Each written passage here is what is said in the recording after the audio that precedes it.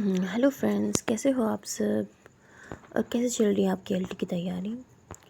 तो फ्रेंड्स, हम आज करने वाले हैं रेस्पिरेशन इन प्लांट्स, जो प्लांट फिजियोलॉजी का एक इम्पॉर्टेंट चैप्टर है, इम्पॉर्टेंट टॉपिक है, जिससे क्वेश्चन बहुत ज़्यादा बनते हैं।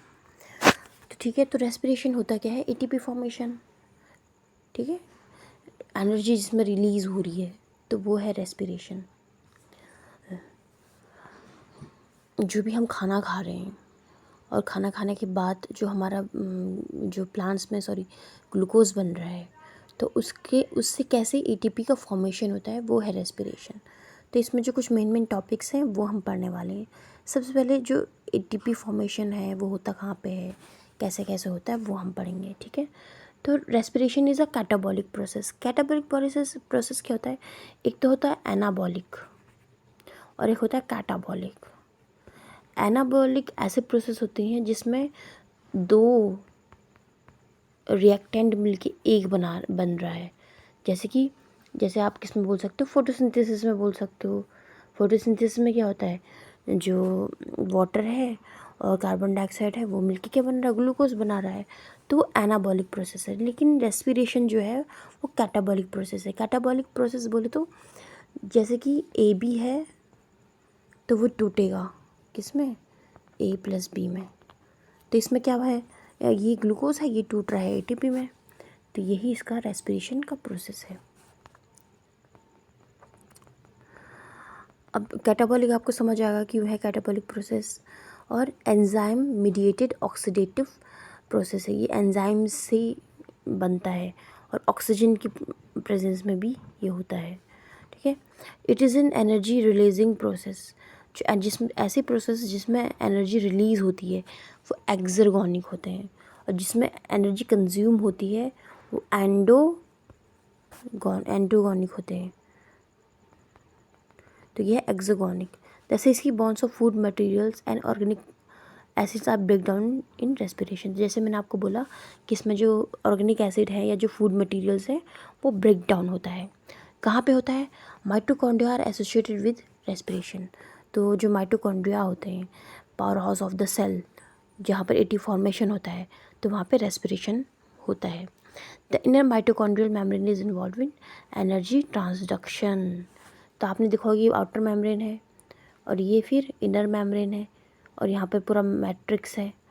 तो जो इनर मेम्ब्रेन है यहाँ पे क्या होता है? ये एनर्जी बनाने में हेल्पफुल होता है। The gap between two membrane of mitochondria is peri mitochondrial space. तो आउटर मेम्ब्रेन और इनर मेम्ब्रेन के बीच में जो स्पेस होता है इसको बोलते हैं पेरी माइटोकॉन्ड्रियल स्पेस। इसमें भी बहुत सारे एंजाइम्स प्रेजेंट होते हैं। The invagination of the inner mitochondrial membrane are called as cristae. तो आपने देखा होगा ना कि जो माइटोकॉन्ड्रिया है इसकी जो इनर मेम्ब्रेन में है कुछ ऐसे ऐसे होते हैं, इस टाइप की प्रोजेक्शंस होते हैं, तो उनको क्या क्रिस्टी बोलते हैं या माइटोकॉन्ड्रियल क्रेस्ट बोलते हैं। The inner membrane is collectively permeable to few molecules like O2, CO2 and H2O। तो इसकी जो इनर मेम्ब्रेन है वो कैसी होती है? वो परमिएबल होती है ऑक्सीजन, कार्बन डाइऑक्साइड और वाटर के लिए। The permeability of the inner membrane to protons is very low और एब्सेंट। तो जो जो जो मैंने कहा ना, जो इनर मेम्ब्रेन है वो O2, CO2 और H2O को तो जाने परमिएबल होती है, लेकिन जो प्रोटॉन्स होते हैं उनके लिए वो बहुत बहुत कम परमिएबल होती है या तो एब्सेंट होती है, बिल्कुल भी परमिएबल नहीं होती है। This is the significant factor for ATP synthesis. और यही क्या होता है? एक इम्पॉर्टेंट फैक्टर है एटीपी सिंथेसिस का। The stock particles on the cristae are called F0, F1 particles. तो आपने देखा होगा जो फिंगर लाइक प्रोजेक्शन होते हैं इनर मेम्ब्रेन में, उसको हम ऑक्सीसोम्स बोलते हैं या एलिमेंट्री पार्टिकल्स बोलते हैं, और इसको F0, F1 पार्टिकल्स बोलते हैं। तो अगर आपको क्वेश्चन आ गया कि F0, F1 पार्टिकल्स कहाँ प्रेजेंट होते हैं, तो आप बोले माइटोकॉन्ड्रिया में। F0, F1 पार्टिकल्स क्या कहलाते हैं? ऑक्सीसोम्स बोला कहलाते हैं। ये कहाँ प्रेजेंट होते हैं? इनर माइटोकॉन्ड्रियल मेम्ब्रेन में प्रेजेंट होते हैं। Next, the mitochondrial matrix contain 70% of respiratory enzymes.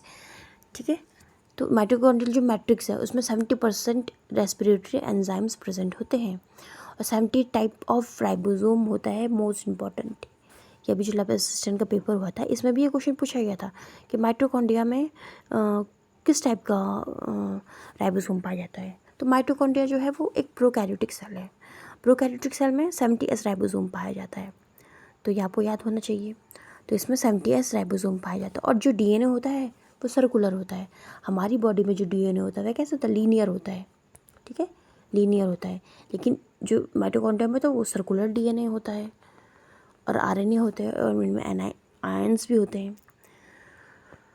The respiration energy is released in the form of heat or temporarily packed in ATP। तो जो रेस्पिरेशन जो एनर्जी रिलीज होती है वो एटीपी के फॉर्म में होता है। ये एटीपी का फॉर्मूला दिया है C10H16N5O13P3। तो वैसे पूछा नहीं गया है कहीं, लेकिन नॉलेज में आपको होना चाहिए कि एटीपी का जो फार्मूला है वो है C10H16N5O13P3, ठीक है। ATP is called as the energy currency of the cell. तो देखो power house of the cell क्यों बोलते हैं माइटोकॉन्ड्रिया क्यों? क्योंकि वहाँ पे एटीपी फॉर्मेशन होता है। और एटीपी फॉर्मेशन क्या है?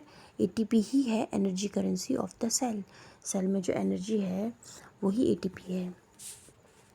The energy present in the ATP can be immediately release whenever needed. और जहाँ पर जब भी हमको एटीपी एनर्जी की ज़रूरत होती है तो एटीपी रिलीज हो जाती है। The ATP molecules can move within a cell from one place to another. और जो एटीपी है वो एक सेल से दूसरे सेल में मूव हो सकती है। और अब हम पढ़ेंगे उसका स्ट्रक्चर। जो एटीपी होता है वो बना कैसा है, कैसे इसका फॉर्मेशन होता है, क्या इसके कॉन्स्टिट्यूएंट्स हैं। तो नाइट्रोजन बेस एडेनिन। तो जो एटीपी होता है इसमें क्या होता है? नाइट्रोजन बेस होता है, एनबी नाइट्रोजन बेस होता है। कौन सा है? एडेनिन। एटीपी का फुल फॉर्म ही क्या है? Adenosine triphosphate. एडिनोसिन अगर एडिनिन होता है ना तो मतलब नाइट्रोजन बेस है। एडिनोसिन है तो मतलब उसके साथ कार्बन शुगर राइबोस भी है। तो इसमें क्या क्या होता है देखो, इसमें होता है एडेनिन 5 कार्बन शुगर राइबोस और 3 इनऑर्गेनिक फॉस्फेट। ट्राई फॉस्फेट बोलते हैं ना, तो 3 फॉस्फेट भी है इसमें, अल्फा बीटा और gamma phosphate. The bond attaching the last phosphate to the rest of the molecule is high energy bond. और जो लास्ट जो फॉस्फेट है ना, जो गामा फॉस्फेट है वो बिल्कुल हाई एनर्जी बॉन्ड होता है जो अटैच्ड होता है लास्ट में। When the bond is hydrolyzed, it yields 7 kCl of energy। और जब ये बॉन्ड टूटते हैं तो ये कितना kCl एनर्जी देते हैं? 7.6 kCl एनर्जी। बहुत इंपॉर्टेंट है। Several respiratory intermediates serve as precursor of biosynthesis of important organic molecule। तो इसमें भी क्या होता है? इसमें इंटरमीडिएट जो है प्रोसेसेस वो बनते रहते हैं। इसमें मॉलिक्यूल्स बनते हैं इंटरमीडिएट, और इसमें बहुत सारे प्रिकर्सर होते हैं, ठीक है। अब रेस्पिरेशन जो होता है वो कितने टाइप्स के होते हैं? रेस्पिरेशन जो मेनली होता है वो 2 टाइप्स के होता है। आपने बचपन से पढ़ा होगा, 6-7 से हम बचपन से तो नहीं, लेकिन 6-7 से हम शुरू करने लग जाते हैं कि टाइप्स ऑफ रेस्पिरेशन क्या होता है, कैसे कौन कौन से होते हैं। तो आपने पढ़ा होगा कि जो 2 टाइप्स के रेस्पिरेशन वो हैं एयरोबिक और एनएयरोबिक रेस्पिरेशन। एयरोबिक रेस्पिरेशन जो ऑक्सीजन के प्रेजेंस में हो रहा है, और एनएयरोबिक रेस्पिरेशन जो जहाँ पर ऑक्सीजन प्रेजेंट नहीं है। तो देखो एनएयरोबिक रेस्पिरेशन में क्या हो रहा है? ये ग्लूकोज है, ग्लूकोज के साथ ऑक्सीजन है जो मिलके बना रहे हैं CO2 H2O और एनर्जी बना रहे हैं ATP, ठीक है। वैसे ही एनएयरोबिक यहाँ पर ऑक्सीजन तो है नहीं, तो यहाँ पर ग्लूकोज से क्या बनता है? इथेनॉल बन रहा है, कार्बन डाइऑक्साइड बन रहा है, और एनर्जी है वो भी बन रही है, लेकिन बहुत कम बन रही है, 56 kCl ही बन पा रही है। ये है एयरोबिक और anaerobic respiration. Aerobic respiration leads to complete oxidation of glucose molecule involving 4 different stages. तो जो एयरोबिक रेस्पिरेशन जो ऑक्सीजन के प्रेजेंस में हो रही है, तो उसमें बहुत डिफरेंट स्टेजेस हैं। कौन कौन से स्टेजेस हैं? ग्लाइकोलिसिस, ऑक्सीडेटिव डिकार्बोक्सिलेशन, जिसको हम पायरुविक एसिड का डिकार्बोक्सिलेशन होता है, क्रैब साइकिल जिसको सिट्रिक एसिड साइकिल भी कहते हैं, ठीक है, इलेक्ट्रॉन ट्रांसपोर्ट साइकिल। तो ये 4 डिफरेंट स्टेजेस हैं जो एयरोबिक रेस्पिरेशन में होता है।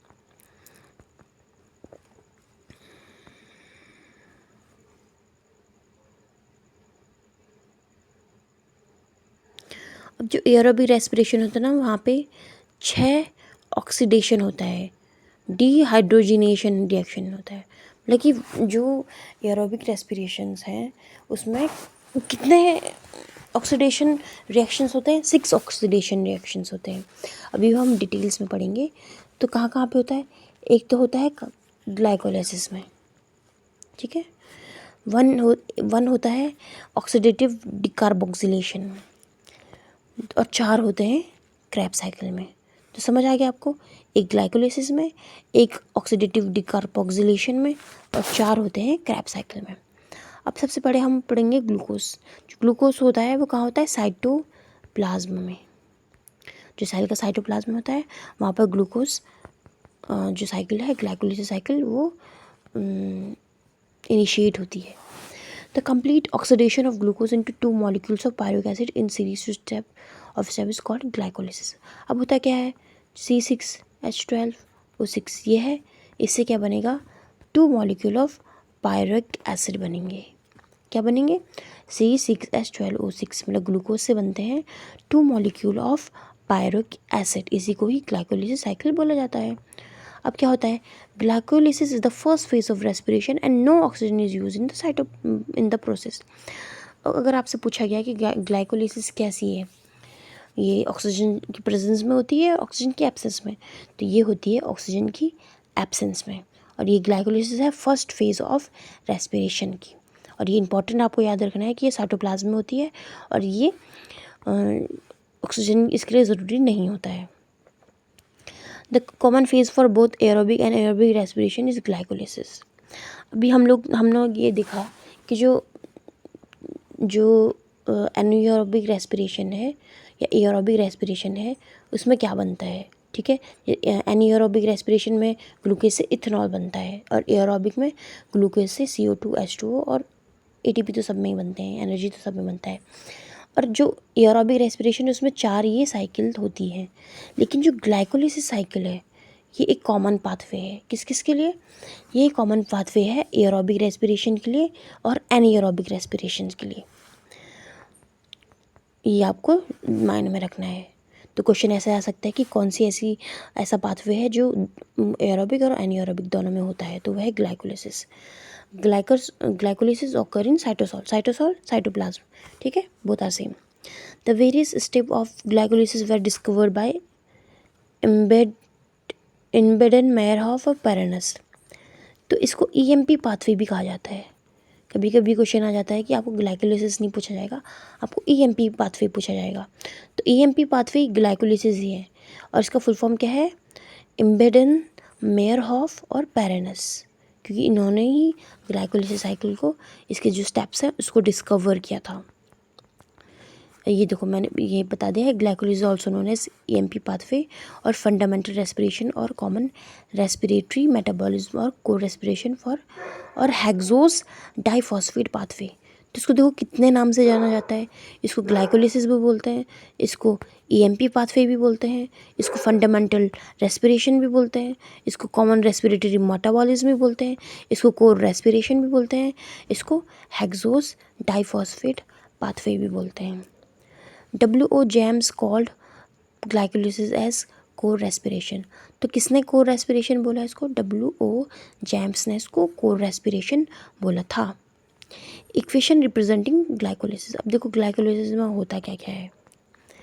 ग्लाइकोलाइसिस में देखो C6H12O6 का ग्लूकोज है, glucose plus 2 ADP plus phosphate 2 NAD से क्या बन रहा है? CH3COH 2 ATP और 2 NADPH। तो ये CH3COOCOCOH ये बन गया है हमारा पायरुविक एसिड 2 मॉलिक्यूल्स, और ये ATP बन गए हैं, 2 ATP बन गए हमारे पास, 2 NADPH भी बन गए हैं, ठीक है। Glucose ATP are required by living cells to start glycolysis. तो ग्लूकोज जो ग्लाइकोलाइसिस है वो किसकी वजह से शुरू हो रहा है? ग्लूकोज की वजह से ही शुरू हो रहा है। Phosphorylation of glucose is catalysed bye enzyme hexokinase. तो शुरू किससे हो रहा है? जो ग्लूकोज है वो किससे शुरू हो रहा है? ग्लूकोज 6 फॉस्फो ट्रांसफरेज इसको एंजाइम हेक्सोकाइनेज भी बोलते हैं। तो सबसे पहले ग्लूकोज किस में कन्वर्ट होता है? ग्लूकोज 6 फॉस्फेट में कन्वर्ट होता है। किसमें? ग्लूकोज 6 फॉस्फेट में कन्वर्ट होता है। और ये एंजाइम कौन रिस्पॉन्सिबल है इसको? हेक्सोकाइनेज। तो कभी कभी क्वेश्चन ये पूछ लेता है कि the first enzyme which converts glucose into glucose 6 phosphate, ये ऐसे बोल सकता है कि first enzyme in glycolysis cycle. तो ये है हमारा हेक्सोकाइनेज, और हेक्सोकाइनेज की वजह से ही ग्लूकोज इसमें कन्वर्ट हो रहा है, ग्लूकोज 6 फॉस्फेट में।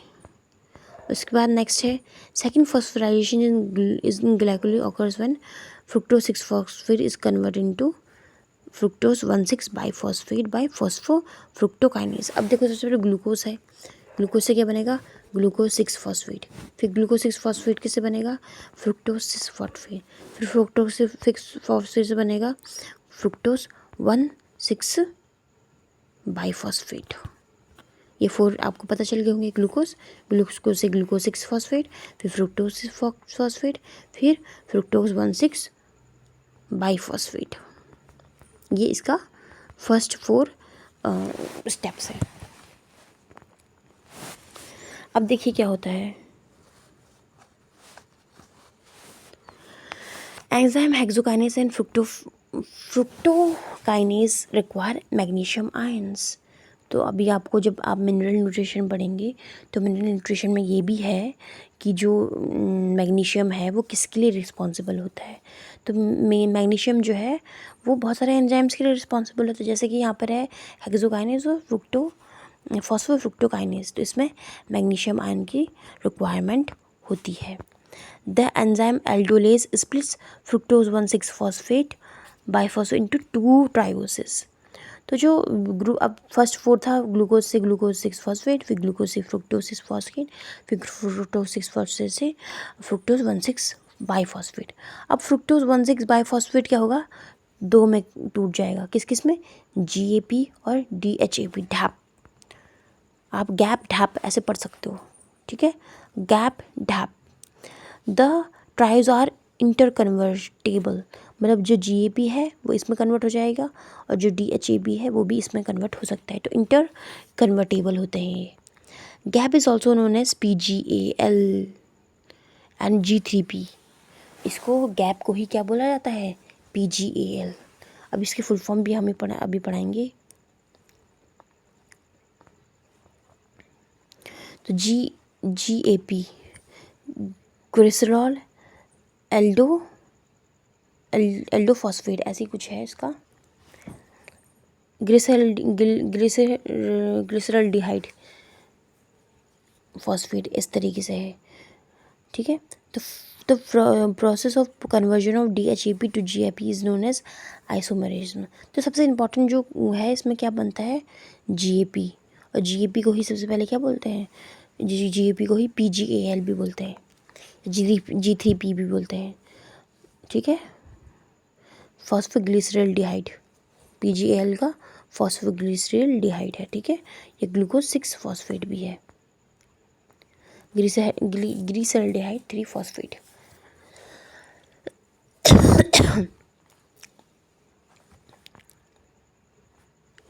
The tries not suitable for biological oxidation is GAP।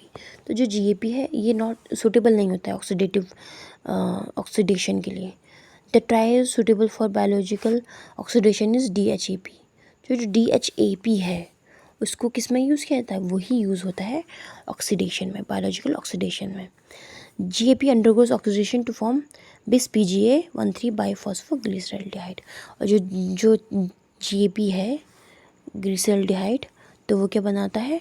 उसका ऑक्सीडेशन हो जाता है और वो कन्वर्ट हो जाता है किसमें? 1,3 बाइफॉस्फोग्लिसरिक एसिड में कन्वर्ट हो जाता है। During the oxidation of GP NAD is reduced to NADH plus H plus ion and molecule of H2PO4 minus is used। इसमें क्या होगा? देखो जब ऑक्सीडेशन होता है किसका? GAP का, तो जो NAD है वो किस में रिड्यूस हो जाता है? NADH2 में, NADH2 में कन्वर्ट हो जाता है। और इसमें जो CH2PO4 जो आयन है वो यूज़ हो जाता है। होप आपको इतना समझ आ गया होगा इसमें। अब नेक्स्ट देखिए, the number of oxidation reaction that occurs in glycolysis is 1। तो अगर आपसे कोई पूछेगा कि जो ग्लाइकोलिसिस है उसमें ऑक्सीडेशन रिएक्शन कितनी होते हैं, तो the answer is 1। Number of NAD molecule reduce in glycolysis 2।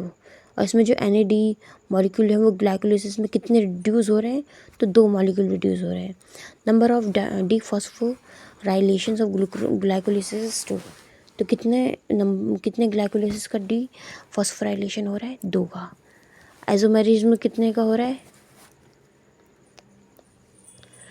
3 का आइसोमेरिज्म हो रहा है। Number of stages eight which dephosphorylation occur is 2। तो कहाँ पे ATP फॉर्मेशन हो रहा है या डीफॉस्फोराइलेशन कहाँ पे हो रहा है, तो वहाँ पे 2 जगहों पे डीफॉस्फोराइलेशन हो रहा है। एक तो होता है जब PGA ADP पेप DP, ठीक है। तो यहाँ पे इन 2 प्रोसेस में क्या हो रहा है, सबस्ट्रेट लेवल फॉस्फोराइलेशन होता है। सबस्ट्रेट लेवल मतलब कि ग्लाइकोलिसिस में ही जब ATP बनता है तो इसको सबस्ट्रेट लेवल बोलते हैं। Enzyme phosphoglycerol glycerokinase and pyruvate kinase which catalyse dephosphorylation require cofactor magnesium ion. तो मैंने आपको बता दिया मैग्नीशियम आयन की ज़रूरत होती है। ATP form during glycolysis is by substrate level phosphorylation. तो मैंने आपको बता दिया ATP फॉर्मेशन कैसे होता है, सबस्ट्रेट लेवल पे होता है। The enzyme enolase catalyse dehydration reaction of glucose. तो कितने ATP इसमें फॉर्म होते हैं ग्लाइकोलिसिस में, 4 ATP फॉर्म होते हैं। नेट कितने होते हैं अभी आपको पता चलेगा, ठीक है। तो ATP कितने फॉर्म हो रहे हैं, 4 ATP फॉर्म हो रहे हैं। 4 ATP में भी 2 ATP क्या हो जाता है, कंज्यूम हो जाते हैं। तो जो टोटल जो बनते हैं कितने ATP हैं, 2 ही ATP बचते हैं। नेट गेन हमारे पास कितना है, 2 ATP। नेट गेन मतलब जितना भी कंज्यूम हो गया है ATP, उसके बाद जो ATP बचा है वो है नेट गेन। तो पहले बनते थे 4, लेकिन 2 क्या हो जाए, कंज्यूम हो जाते हैं।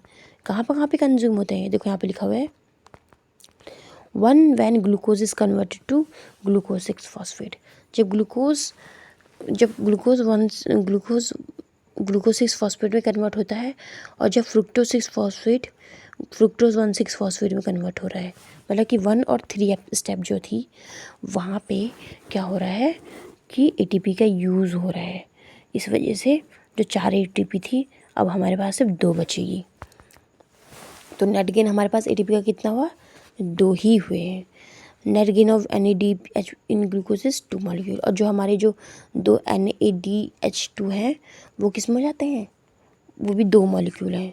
ये बाद में जाते हैं ETS में। कहाँ जाते हैं ETS में, 2 × 3 6। देखो जो NAD है, ये 1 मॉलिक्यूल ऑफ NADH, जो 1 मॉलिक्यूल NADH है ना, वो 3 ATP देता है।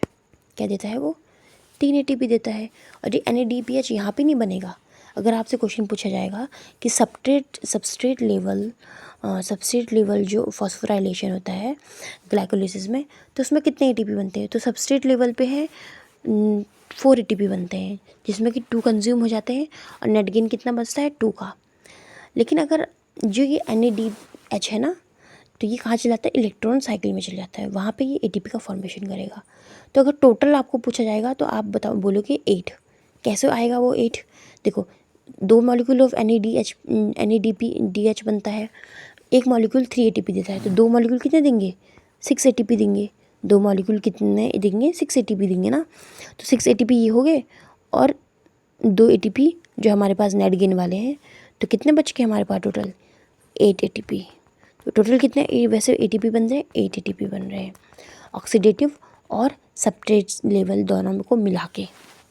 अगर सिर्फ सबस्ट्रेट लेवल को पूछा जाएगा तो आप 2 बोलोगे नेट गेन, लेकिन अगर ऑक्सीडेटिव वाला बोलोगे तो आप बोलोगे 8। Pyruvic acid the common intermediate substance of aerobic और एनाएरोबिक रेस्पिरेशन। तो मैंने आपको बोला था ना ग्लाइकोलिसिस जो है वो दोनों में होती है।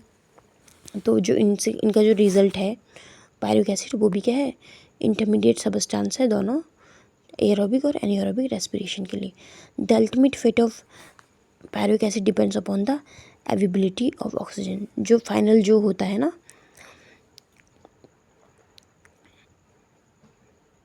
ये पायरुविक एसिड का कि क्या होगा वो डिपेंड करता है ऑक्सीजन के प्रेजेंस में, क्योंकि देखो ग्लूकोज से पायरुविक एसिड बन गया है, लेकिन पायरुविक एसिड फर्दर डिग्रेड होगा जब वहाँ पे ऑक्सीजन मौजूद होगा। तो इसके लिए ऑक्सीजन बहुत इंपॉर्टेंट है। In glycolysis O2 is not utilised and CO2 is not released. और देखो ग्लाइकोलिसिस में ना तो O2 यूटिलाइज होती है और ना ही CO2 रिलीज होती है। तो ये था पूरा ग्लाइकोलिसिस जो साइकिल है वो, और ये कहाँ पे होती है, साइटोप्लाज्म में। तो ये सारे इंपॉर्टेंट हैं ग्लाइकोलिसिस के, मैंने आपको बताए। कल हम पढ़ेंगे क्रैब साइकिल।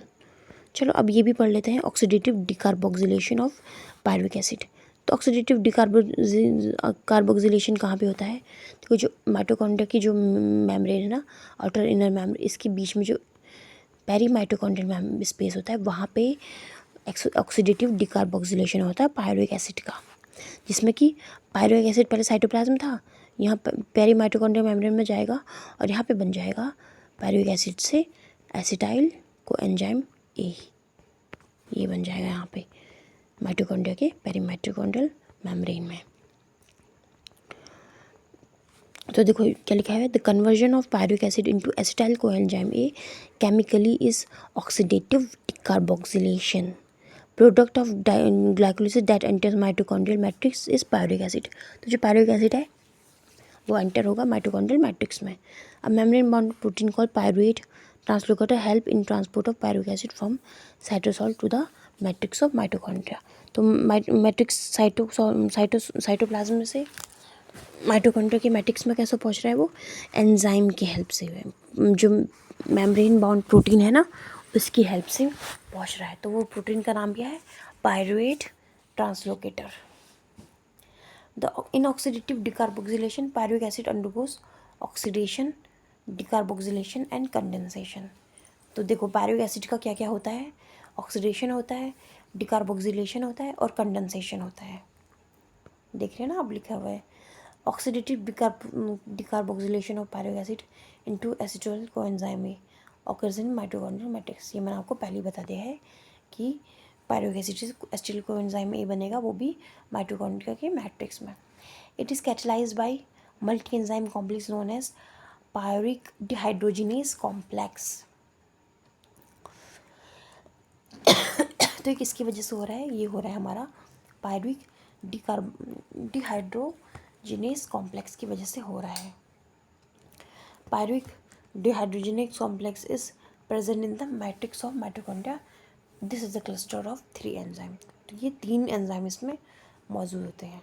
कौन कौन से, pyruvate decarboxylate dihydrolipoyl transacetylase और डाइहाइड्रोलिपोइल डिहाइड्रोजिनेस।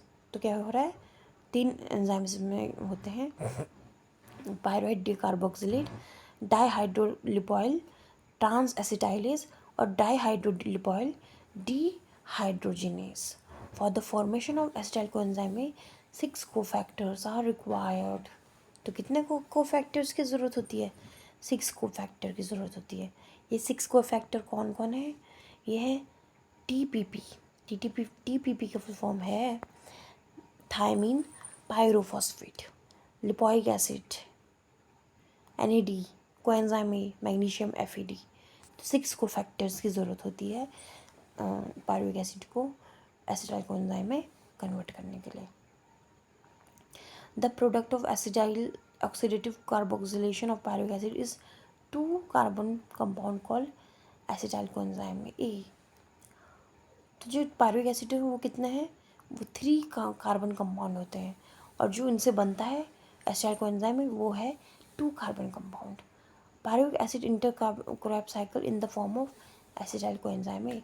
अब देखो ग्लाइकोलिसिस में ग्लूकोज से पायरुविक एसिड बने था, और उसके बाद फिर इसके प्री माइटोकॉन्ड्रियल मैट्रिक्स में पायरुविक एसिड से एसिटाइल कोएंजाइम ए बन गया, और यही एसिटाइल कोएंजाइम में कहा जाता है सिट्रिक एसिड साइकिल में, या हम कह सकते हैं क्रैब साइकिल में।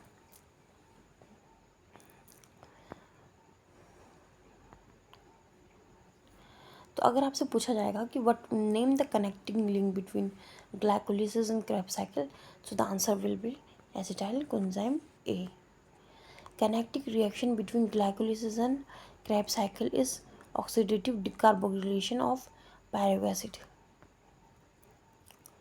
Two molecules of pyruvic acid produced in glycolysis undergo oxidative decarboxylation to form two molecules of acetyl coenzyme A. ठीक है, और दो NADPH भी बनते हैं। तो दो NADPH बनेंगे, देखो एक पायरुविक एसिड के डिग्रेडेशन से 3 बनेंगे और 2 पायरुविक एसिड के डिग्रेडेशन से 6 बनेंगे। तो इसमें कितने ATP बन रहे हैं? 6 ATP बन रहे हैं। वो भी तब बनेंगे जब ये ETS में जाएगा। तो यहाँ पे ये आपको समझ आना चाहिए कि ये क्या है। तो मैंने आपको अभी पढ़ाया ग्लाइकोलिसिस और oxidative decarboxylation of pyruvic acid. तो इतना ही हम पढ़ेंगे आज। नेक्स्ट हम कल करेंगे सिट्रिक एसिड साइकिल। अगर आपको ऐसी ही वीडियो चाहिए तो मेरी चैनल को लाइक और सब्सक्राइब कीजिए और कमेंट कीजिए कि मैं कैसे और अच्छा इम्प्रूव कर सकती हूँ। आज के लिए इतना ही, चलो कल मिलते हैं, धन्यवाद।